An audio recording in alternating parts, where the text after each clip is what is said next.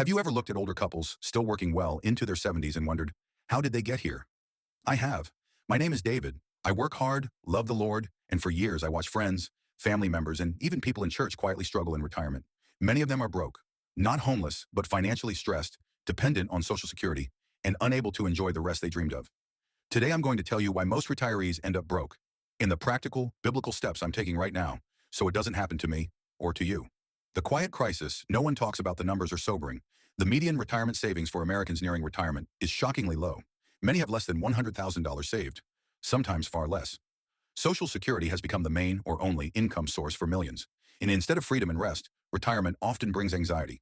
Will my money last? Can I afford health care? Do I have to keep working? I used to think this only happened to people who were irresponsible. Then I realized the truth is much more common and much more heartbreaking. The real reasons most retirees are broke: first, they never built real margin while working. They spent almost everything they earned. Raises disappeared into bigger houses, nicer cars, and "we deserve this" spending. Second, they underestimated how long retirement would last and how expensive it would become, especially healthcare and inflation. Third, they delayed serious investing or relied on "something will work out," thinking instead of faithful, consistent action. Proverbs 21:20 says it clearly: "The wise store up choice food and olive oil, but fools gulp theirs down." Too many people gulp down their income year after year and then wonder why they have nothing left when the paycheck stops. Proverbs 22:7 warns, "The rich rule over the poor, and the borrower is slave to the lender." Carrying debt into retirement turns what should be a season of peace into continued bondage. I've seen it crush people's dignity and joy.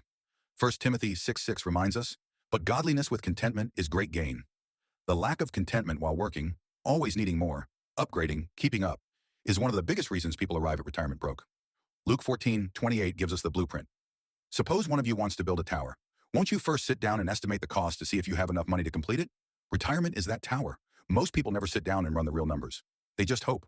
My personal commitment. Watching this reality hit close to home changed how I live today.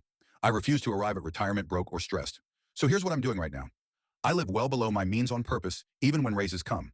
I aggressively invest in tax-advantaged accounts and let compounding work for decades. I treat every dollar as something God entrusted to me, not something I deserve to spend. I pray regularly for contentment and wisdom with money. I build margin so I can be generous now and secure later. It's not flashy. It's not what culture celebrates, but it brings real peace. Final encouragement. Retirement shouldn't be a season of fear or survival. It should be a season of fruitfulness, generosity, rest, and continued service to God, however He calls you. Philippians 4:11-13 teaches us to learn contentment in any situation, knowing we can do all things through Christ who strengthens us. You don't have to follow the crowd that ends up broke. You can choose a different path starting today. Live below your means.